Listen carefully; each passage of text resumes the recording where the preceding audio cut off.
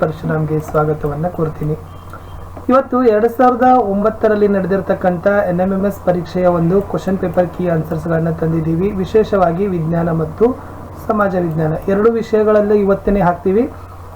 So ನೋಡಿ, previous year ಕ್ವಶನ್ಸ್ಗಳನ್ನು study ಮಾಡೋದ್ರಿಂದ ತಮಗೆ ಗೊತ್ತಾಗ್ತದೆ ತಾವು ಯಾವ ಥರನಾಗಿರ್ತಕ್ಕಂಥ ಸ್ಟಡಿಯನ್ನು ಮಾಡಬೇಕು, ಕ್ವಶನ್ಸ್ ಯಾವ ಥರನಾಗಿ ರೇಸ್ ಮಾಡ್ತಾರೆ ಕೇಳ್ತಾರೆ ಅಂತಕ್ಕಂಥದ್ದು.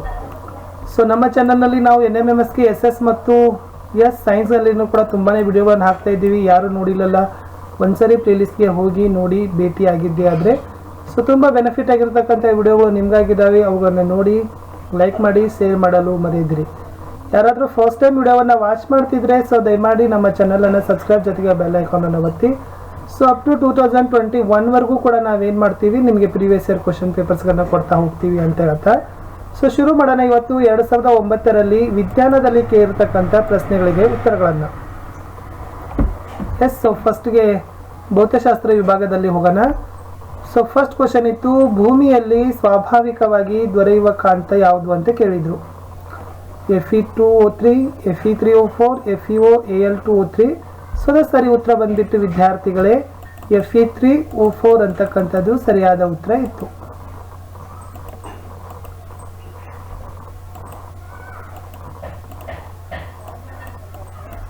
ಪ್ರಶ್ನೆ 2, ಭೂಮಿಯ ಕಾಂತಕ್ಷೇತ್ರ ಯಾವುದು ಅಂತ ಕೇಳಿದರೆ Arora, SiO2, bauxite, FeO. So ಭೂಮಿಯ ಕಾಂತಕ್ಷೇತ್ರ ಬಂದ್ಬಿಟ್ಟು ಅದನ್ನು ಅರೋರಾ ಅಂತ ಕರೀತಾರೆ. ಕಾಂತತ್ವ ಉಂಟಾಗುವುದಕ್ಕೆ ಕಾರಣ ಏನು ಕೇಳಿದ್ದಾರೆ, ಉತ್ಕರ್ಷಣೆ, ಅಪಕರ್ಷಣೆ, ಎಲೆಕ್ಟ್ರಾನ್ನ ಸುತ್ತುವಿಕೆ, ಪರಮಾಣುವಿನ ಸುತ್ತುವಿಕೆ. ಸೊ ಸರಿಯಾದ ಉತ್ತರ ಇತ್ತು ಎಲೆಕ್ಟ್ರಾನ್ನ ಸುತ್ತುವಿಕೆಯೇ ಕಾಂತತ್ವ ಉಂಟಾಗುವುದಕ್ಕೆ ಕಾರಣ ಆಗ್ತದೆ. ಪ್ರಶ್ನೆ 4, ಕಾಂತದ ಬಲರೇಖೆಗಳು ಡ್ಯಾಶ್ನಿಂದ ಡ್ಯಾಶ್ ಕಡೆಗೆ ಹಾದು ಹೋಗ್ತವೆ. ಸೊ ಯಾವ ದಿಕ್ಕಿನಿಂದ ಯಾವ ದಿಕ್ಕಿಗೆ ಬರ್ತದೆ, ಉತ್ತರದಿಂದ ದಕ್ಷಿಣ, ದಕ್ಷಿಣದಿಂದ ಉತ್ತರ, ವಿದ್ಯುತ್ತಿನ ಧನಧ್ರುವದಿಂದ ಋಣಧ್ರುವ, ಮೇಲಿನ ಯಾವುದೂ ಅಲ್ಲ. ಸೊ ತಮ್ಮೆಲ್ಲರಿಗೂ ಕೂಡ ಗೊತ್ತಿರ್ಬೋದು NS ಅಂತ ಕರೀತಾರಲ್ಲ, ನಾರ್ತ್ ಟು ಸೌತ್ ಅಂತಂಗೆ. ಸೊ ಉತ್ತರ ಧ್ರುವದಿಂದ ದಕ್ಷಿಣ ಧ್ರುವದ ಕಡೆಗೆ ಏನಾಗ್ತವಪ್ಪ ಅಂದ್ರೆ ಕಾಂತದ ಬಲರೇಖೆಗಳು ಚಲಿಸ್ತವೆ. 60 ವ್ಯಾಟ್ ಸಾಮರ್ಥ್ಯವುಳ್ಳ ಒಂದು ವಿದ್ಯುತ್ ದೀಪ ಡ್ಯಾಶ್ ಜೌಲ್ ನಷ್ಟ ಶಕ್ತಿಯನ್ನು 25 ಸೆಕೆಂಡ್ಗಳಲ್ಲಿ ಕೊಡ್ತದೆ ಅಂತ ಕೇಳಿದ್ದಾರೆ. ಸೊ ಸರಿಯಾದ ಉತ್ತರ ಬಂದ್ಬಿಟ್ಟು 1500 ಜೌಲ್ ಅಂತಕ್ಕಂಥದ್ದು ಸರಿಯಾದ ಉತ್ತರ ಇತ್ತು. ನೆಕ್ಸ್ಟ್, ಒಂದು ಶುಷ್ಕ ಕೋಶದಲ್ಲಿನ ದ್ರವಣ ಧ್ರುವ ಏನಾಗಿರ್ತದ, ಸತ್ತು ಆಗಿರ್ತದ, ಇಂಗಾಲದ ಕಡ್ಡಿ, ಪ್ಲಾಟಿನಂ ಕಡ್ಡಿ, ಮೇಲಿನ ಯಾವುದೂ ಅಲ್ಲ. ಸೊ ಇಂಗಾಲದ ಕಡ್ಡಿ, ಕಾರ್ಬನ್ ಕಡ್ಡಿ ಆಗಿರ್ತದೆ ಶುಷ್ಕ ಕೋಶದಲ್ಲಿ. ಒಂದು ಕಾಗೆ ಪೂರ್ವ ದಿಕ್ಕಿನ ಕಡೆಗೆ 3 ಮೀಟರ್ ಮತ್ತು ದಕ್ಷಿಣಕ್ಕೆ 4 ಮೀಟರ್ ಚಲಿಸಿದರೆ ಅದರ ಸ್ಥಾನ ಪಲ್ಲಟ ಎಷ್ಟು ಅಂತ ಕೇಳಿದ್ದಾರೆ. 12, 25, 5, 19. ದಟ್ ರೈಟ್ ಆನ್ಸರ್ ಬಂದ್ಬಿಟ್ಟು 5 ಅಂತಕ್ಕಂಥದ್ದು ಸರಿಯಾದ ಉತ್ತರ. ಒಂದು ಶುಷ್ಕ ವಿದ್ಯುತ್ ಕೋಶದಲ್ಲಿ ಇಂಗಾಲದ ಪುಡಿಯ ಜೊತೆ MnO2 ಮ್ಯಾಂಗನೀಸ್ ಡೈಆಕ್ಸೈಡ್ ಮಿಶ್ರಣ ಮಾಡಿದರೆ ಅಲ್ಲಿ ಉತ್ಪತ್ತಿಯಾಗುವ ಡ್ಯಾಶ್ ಅನ್ನು ನೀರನ್ನಾಗಿ ಮಾಡಲಾಗ್ತದೆ. H2O2, N2O3 ಅಂತ ಇದೆ. ಸೊ ದ ರೈಟ್ ಆನ್ಸರ್ ಬಂದ್ಬಿಟ್ಟು H2 ಅಂತಕ್ಕಂಥದ್ದು ಸರಿಯಾದ ಉತ್ತರ, ಹೈಡ್ರೋಜನ್. ಇಷ್ಟು 8 ಕ್ವಶನ್ಸ್ಗಳು ನಿಮಗೆ ಫಿಸಿಕ್ಸ್ನಿಂದ ಭೌತಶಾಸ್ತ್ರದಿಂದ ಕೇಳಿದ್ರು. ಇನ್ನು ರಸಾಯನಶಾಸ್ತ್ರದಿಂದ ಕೆಮಿಸ್ಟ್ರಿದಿಂದ ನೋಡೋಣ ಯಾವಿದ್ದಾವೆ ಅಂತ. ಆಮ್ಲ ಲೋಹಗಳೊಂದಿಗೆ ವರ್ತಿಸ್ತವೆ, ಈ ಅನಿಲ ಬಿಡುಗಡೆಯನ್ನು ಮಾಡ್ತವೆ, ತುಂಬ ಇಂಪಾರ್ಟೆಂಟ್ ಇದೆ. ಸೊ ನಾವು ಆಲ್ರೆಡಿ ಅದನ್ನು ಹೇಳಿದ್ದು, ಆಮ್ಲಜನಕ, ಜಲಜನಕ, ಸಾರಜನಕ, ಇಂಗಾಲದ dioxide. So the right answers ಬಂದ್ಬಿಟ್ಟು ವಿದ್ಯಾರ್ಥಿಗಳೇ ಜಲಜನಕ, ಹೈಡ್ರೋಜನ್ ಅಂತಕ್ಕಂಥದ್ದು. ಯಾವ ಸಂಯುಕ್ತ ವಸ್ತು ಅಗ್ನಿಶಾಮಕ ಯಂತ್ರಗಳಲ್ಲಿ ಉಪಯೋಗಿಸ್ತಾರೆ, sodium carbonate, sodium bicarbonate, sodium chloride, ammonium chloride. So 14ರ ಉತ್ತರ ಸೋಡಿಯಂ ಬೈಕಾರ್ಬೋನೇಟ್ NaHCO3 ಅಂತಕ್ಕಂಥದ್ದು. ಅಗ್ನಿಶಾಮಕ ಯಂತ್ರಗಳಲ್ಲಿ ಅಗ್ನಿಗಳನ್ನು ದಹನವನ್ನು ನಿವಾರಣೆ ಮಾಡಲಿಕ್ಕೆ ಅಗ್ನಿ ನಿವಾರಕವಾಗಿ ಬಳಸ್ತಾರೆ. ಆಮ್ಲವು ಒಂದು ಸಂಯುಕ್ತ ವಸ್ತುವಾಗಿ ಒಂದು ಅಥವಾ ಹೆಚ್ಚು ಸ್ಥಾನಪಲ್ಲಟ ಹೊಂದುವ ಪರಮಾಣುಗಳನ್ನು ಹೊಂದಿದೆ. ಆಮ್ಲಜನಕ, ಜಲಜನಕ, ಸಾರಜನಕ, ಇಂಗಾಲಜನಕ. ಸೊ ಜಲಜನಕ, ಹೈಡ್ರೋಜನ್ ಅಂತಕ್ಕಂಥದ್ದು ರೈಟ್ ಆನ್ಸರ್. ಒಂದು ಪೂರ್ಣಿಮೆಯಿಂದ ಮತ್ತೊಂದು ಪೂರ್ಣಿಮೆಗೆ ಪೂರ್ಣಿಮೆ ಅಂದರೆ ಹುಣ್ಣಿಮೆಯಿಂದ ಹುಣ್ಣಿಮೆಗೆ ಎಷ್ಟು ದಿನಗಳ ಅಂತರ ಇರ್ತದೆ, 30, 29, 31, 27.32. ಸೊ ದ ರೈಟ್ ಆನ್ಸರ್ಸ್ ಬಂದ್ಬಿಟ್ಟು ವಿದ್ಯಾರ್ಥಿಗಳೇ 27.32 ದಿನಗಳು ಅಂತಕ್ಕಂಥದ್ದು ಸರಿಯಾದ ಉತ್ತರ ಇತ್ತು. ಒಂದು 60 ವ್ಯಾಟ್ ಸಾಮರ್ಥ್ಯವುಳ್ಳ ವಿದ್ಯುತ್ ದೀಪ ಪ್ರತಿದಿನ 5 ಗಂಟೆಗಳ ಕಾಲ 30 ದಿನಗಳ ಕಾಲ ಉರಿಸಿದರೆ ಖರ್ಚಾಗುವ ವಿದ್ಯುತ್ ಶಕ್ತಿ ಎಷ್ಟು ಕೇಳಿದ್ದಾರೆ. So the right answer 9 kilowatt per hour ಅಂತಕ್ಕಂಥದ್ದು.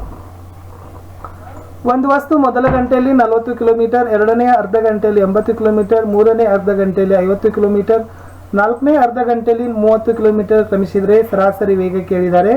ಅಲ್ಲಿ ವೇಗ ಎಷ್ಟು ಬರ್ತದಪ್ಪ ಅಂದ್ರೆ 100 ಕಿಲೋಮೀಟರ್ ಪ್ರತಿ ಗಂಟೆಗೆ ಬರ್ತದೆ. ಕೆಳಗಿನಲ್ಲಿ ಯಾವುದು ಸರಿ ಅಂತ ಕೇಳಿದ್ದಾರೆ. Yes, c is equal to 5 in the bracket 5 f minus 32 divided by 9. c is equal to 9 in the bracket 9 in the bracket f minus 32 divided by 5. c is equal to 5 upon 9 f plus 32. c is equal to 9 upon 5 f plus 32 ಅಂತ ಇದೆ. 12ರ ಸರಿಯಾದ ಉತ್ತರ 1 ಅಂತಕ್ಕಂಥದ್ದು ಸರಿಯಾದ ಉತ್ತರ. ನೀರಿನ ಅಸಂಬದ್ಧ ವಿಕಾಸದಲ್ಲಿ 4 degree ಸೆಲ್ಸಿಯಸ್ನಲ್ಲಿ ಏನಾಗ್ತದೆ ಅಂತ ಕೇಳಿದ್ದಾರೆ. ಸೊ ದ ರೈಟ್ ಆನ್ಸರ್ ಇದು ಫಸ್ಟ್ ಕನಿಷ್ಠ ಗಾತ್ರ ಮತ್ತು ಸಾಂದ್ರತೆ ಗರಿಷ್ಠ ಅಂತಕ್ಕಂಥದ್ದು ಸರಿಯಾದ ಉತ್ತರ ಆಗ್ತದೆ. ಬಟ್ಟಿ ಇಳಿಸಿದ ನೀರು ಕುಡಿಯಲು ಉಪಯೋಗಿಸಲು ಬೇಕಾದಾಗ ಸ್ವಲ್ಪ ಪ್ರಮಾಣದಲ್ಲಿ ಏನನ್ನ ಮಾಡಬೇಕು ಅಂತ ಕೇಳಿದ್ದಾರೆ. ಬೇಕಿಂಗ್ ಪುಡಿ ಬೆರೆಸಬೇಕು, ಅಡಿಗೆ ಉಪ್ಪು ಬೆರೆಸಬೇಕು, ಸಕ್ಕರೆ ಬೆರೆಸಬೇಕು, ಇದ್ದಿಲು ಬೆರೆಸಬೇಕು. ಇಲ್ಲಿ ಬೇಕಿಂಗ್ ಪುಡಿ ಬೆರೆಸೋದು ಮತ್ತು ಇದ್ದಿಲು ಬೆರೆಸೋದು ಎರಡೂ ಕೂಡ ರೈಟ್ ಆಪ್ಷನ್ಸ್. ಲೋಹಗಳ ಬೆಸುಗೆ ಪ್ರಕ್ರಿಯೆಯಲ್ಲಿ ಕಲೆರಹಿತ ಉಕ್ಕು ಮತ್ತು ಅಲ್ಯೂಮಿನಿಯಂ ಲೋಹಗಳ ಬೆಸುಗೆಯಲ್ಲಿ ಡ್ಯಾಶ್ ಅನ್ನು ಬಳಸ್ತಾರೆ ಅಂತ ಇದೆ. ಸೊ 18 ಆಕ್ಸಿ ಅಸಿಟಲಿನ್ ಜ್ವಾಲೆ ಏನ್ ಮಾಡ್ತಾರೆ, ಉಪಯೋಗಿಸ್ತಾರೆ. ಗಡಸು ನೀರು ಕೈಗಾರಿಕೆಗಳಲ್ಲಿ ಬಳಸೋದು ಹಾನಿಕರ. ಇದು ಬಯಲರಿನ ಒಳಗೋಡೆಯ ಮೇಲೆ ಚಕ್ಕೆ ಉಂಟು ಮಾಡ್ತದೆ. ಇದನ್ನು ತಪ್ಪಿಸಲು ಇದರಿಂದ ಸ್ವಚ್ಛ ಮಾಡ್ತಾರೆ ಅಂತ ಕೇಳಿದ್ದಾರೆ. ಸೊ 19ರ ಉತ್ತರ ದುರ್ಬಲ H2SO4 ಅಂತಕ್ಕಂಥದ್ದು ರೈಟ್ ಆನ್ಸರ್.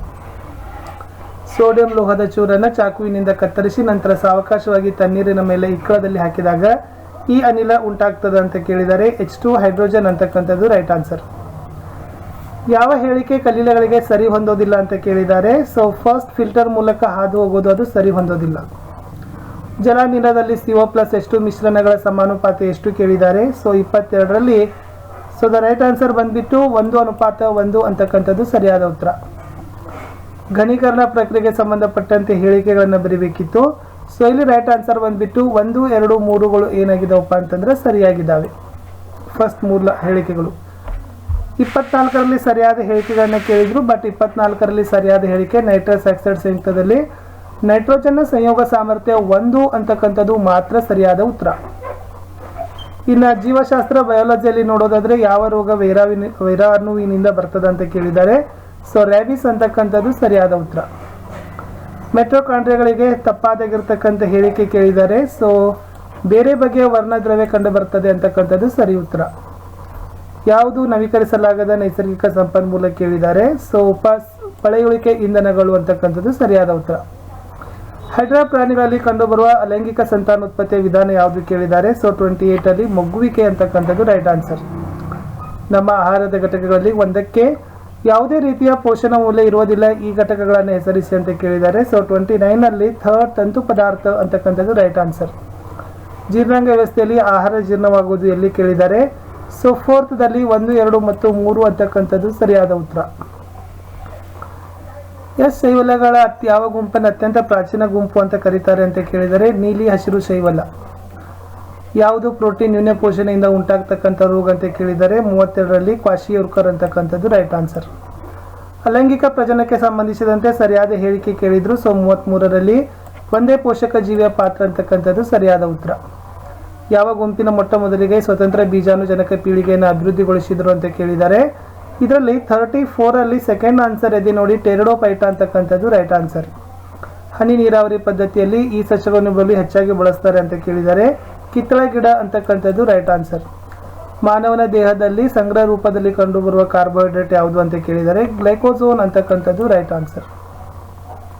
ಸೊ ಇಷ್ಟು ವಿದ್ಯಾರ್ಥಿಗಳೇ ನಾವು ವಿಜ್ಞಾನದಲ್ಲಿ 2009ರಲ್ಲಿ ಇರ್ತಕ್ಕಂಥ ಕ್ವಶನ್ ಪೇಪರ್ಸ್ ಅನ್ನು ನೋಡಿದ್ದೀವಿ. ಇನ್ನು ನೆಕ್ಸ್ಟ್ ಪಾರ್ಟ್ ಅಲ್ಲಿ ನಾವೇನು ಮಾಡೋಣ, SSL ಸಂಬಂಧಪಟ್ಟಂತೆ ನೋಡೋಣ. ಸೊ ದಯಮಾಡಿ ವಿಡಿಯೋಗಳನ್ನು ಲೈಕ್ ಮಾಡಿ, ನೀವು ಬಳಸ್ತಕ್ಕಂಥ ಸೋಷಿಯಲ್ ಮೀಡಿಯಾ ಪ್ಲಾಟ್ಫಾರ್ಮ್ಗಳಲ್ಲಿ ಶೇರ್ ಮಾಡಲು ಮರೆಯದಿರಿ.